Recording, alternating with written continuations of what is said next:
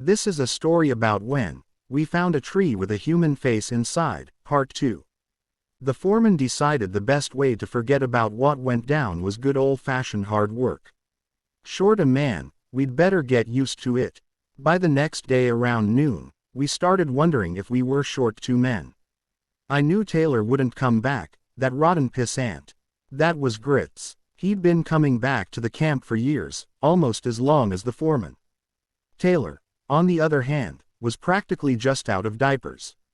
They didn't get along. Grits didn't much like anybody except me and the foreman. Or Mickelson did to him what he did to that tree. Mahone argued. Bet you'd feel pretty guilty then, Grits, I said. Well, he should have been back. Being so far in the woods, so far from normal human settlements, the air was different. The soil was different. The sky, both day and night, was different. I'd be hard-pressed to put it into words.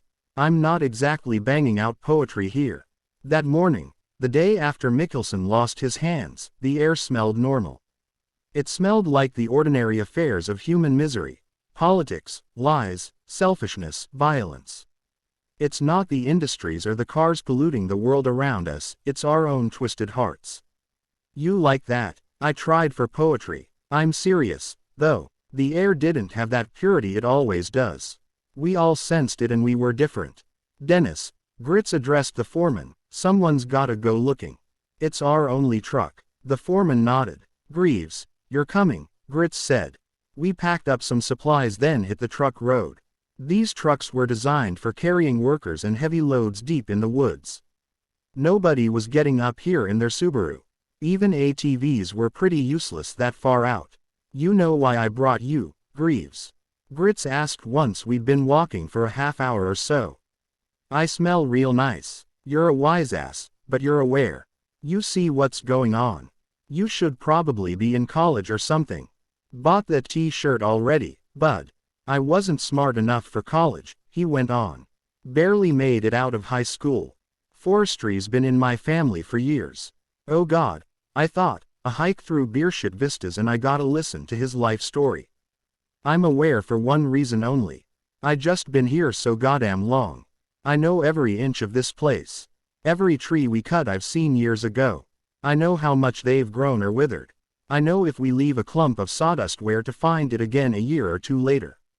You're not going Fern Gully on me, are you? If you'd quit being a wise-ass for 2 minutes, you might learn something, Greaves. What I'm getting at is this forest changed yesterday. I don't understand how or why. It just did. It's like seeing a woman without her makeup for the first time. It's neither good nor bad. It's just the another side of real life. It sure isn't what you paid for, am I right? We walked in silence for a good while after that. Can't say I blame him. I knew what he was getting at and I didn't want to talk about it, so I kept smarting off. What was there to say, really? After some time I asked, what about the tree yesterday? What about it? You remember the tree? No, I don't. That was about the point I noticed the truck's tracks disappeared. Not like they turned off the road. Or like the truck went back. They just stopped. The soil was no different from one spot to the next. It's like the truck had just floated away. How do you explain that, Grits? Let's look off on the sides of the road. You take left, I'll go right. Grits was always a practical one. I went as instructed. It certainly didn't look like a truck had been through the foliage. I doubt they could have gotten it through the thick brush if they'd tried. Mickelson. Taylor. I called. No answer. I kept walking deeper into the brush. I was only about 50 feet in when I felt I was being watched. I couldn't see or hear anybody. Just that feelin'. Mickelson. I called out again. I thought I heard rustling in the bushes, but still nobody showed themselves. Grits. No answer. I knew Mickelson's favorite song was Africa, so I sang, as sure as Kilimanjaro rises like the Serengeti, I seek to cure what's deep inside, but he didn't bless the rains.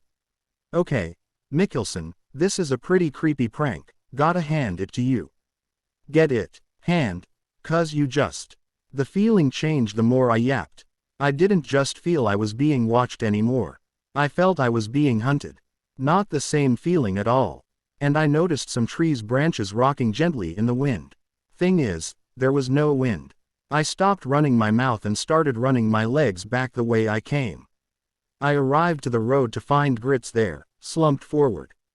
My first thought was he'd been murdered. Oh shit, Grits, I gasped. What is going on? You were one of the good ones, you old bastard, I eulogized on the spot. I knew I couldn't carry his body back. But I was low on water. So I went to go take his canteen before heading back. Then I felt a powerful vice clamp down on my wrist. What are you doing, Greaves? Grits asked. I thought you were dead, so I was stealing your supplies. Funny. Anyway, I continued, I didn't see any trace of them. But someone was in there with me. And I don't think it was Taylor or Mickelson. Probably a bear, he said. Let's head back. I had no arguments against the heading back part. I noticed Grits's pace was quite a bit faster now. Did you see something in there? I asked. No, he said. Why are we walking so fast? I asked. You wanna lollygag here. You felt it, too. Don't hold out on me. Bears. Smart ones. We don't have any Pacific baskets, Grits. Fuck off. So ended our conversation for most of the way back. 15 minutes or so from the camp, we stopped. Or maybe, froze, is the word. By some nightmare logic, sitting in the middle of the road was the cooler we'd used for Mickelson's hands. A truck vanishes in thin air. A cooler full of hands that was inside the truck appears on a dirt road. I'm not sure how long we stood there looking at it. Who? Grits said, but didn't finish his question. Because it was pointless. We walked up to it suspiciously. I half expected to find fishing line tied to it. I looked at Grits and he looked at me, and we both nodded. It had to be opened. Squatting down, we lifted the lid slightly. We both said, letting the lid slam shut. There were hands in there all right. Wait, I said. Something struck me as odd. I opened the cooler up again, a little more this time. I reached in and touched one of the hands. I was right. I fished it out and held it up for Grits to see. The hand was made of wood. It was one of Mickelson's carvings. Grits, I said, do you by any chance know what the fuck is going on? He grunted. It has to be Mickelson, doesn't it? I thought about it while we continued back to camp with the cooler. Mickelson, missing his hands and suffering massive blood loss, somehow off-roads the truck so bad we can't find the mofo, incapacitates Taylor in some fashion, grabs the cooler, filled with ice water, solely by applying pressure with his farm-fresh stumps, empties his actual hands and replaces them with his carved wooden hands that he was apparently hiding on his person. Does that sound plausible? Then who else? The foreman asked. I'd shared my thoughts when we got back. Taylor's the only one not accounted for, Grits said. But I don't think he's smart enough for any of this. No, he's not, I agreed. There's someone else back here. I've been feeling it for a while. I just chalked it up to craving Chinese food. The foreman sat back on his chair, leaning so his little desk fan blew his wisps of thin, gray hair over his forehead. It was just the three of us in his office. The others were doing their actual jobs. I envied them. I think we need to keep this to ourselves, he said at last. I think we need to keep this to ourselves, he said at last. They're panicky as it is. I could hear the sounds of the saws. The sound of business as usual was comforting. You two get back to work. Don't mention the cooler, the hands, the tracks. They can wonder about the truck all they want. The guys didn't wonder too much. They figured Taylor freaked out and decided he wasn't coming back. They'd already pushed the creepy tree to the back of their minds. It didn't fit in their worldviews. Me, I was eyeing every tree suspiciously. So I worked harder. Hard enough that when I got into my cabin that evening, I fell right to sleep. It would have been a great sleep. Except I woke up certain someone had been whisper singing in my ear, "It's gonna take a lot to drag me away from you." I sat up and felt someone standing over me. I reached for the machete I kept next to my bed, reading to swing, when I heard Weevil whispering my name. Damn it, Weevil, just take what you want and let me sleep. Someone's on my roof, man. Roof. He knelt down next to me, getting close to my ear. I pushed his face away. Why are you whispering? I asked. And why were you singing Africa? Africa. Never mind, I said. I thought then it must have been a dream. Listen, he whispered, I was having trouble sleeping, but I was trying hard. So I was just laying there and not moving. Like, how you can trick your body into falling asleep by pretending to be asleep. You know. Then I hear tapping at the window. Of course it's too dark to see shit, inside or out. I don't even bother getting up. Then I hear climbing up the side of my cabin. Normally I'd shout for whoever it is to piss off unless they'd enjoy a nice axe handle up their ass. You stole my line, but I think all that happened yesterday got me spooked, because I couldn't say a thing. So then I thought maybe my trick worked and I was actually asleep. But I wasn't asleep, Greaves. I heard him walking on the roof. 1, 2, 3 steps.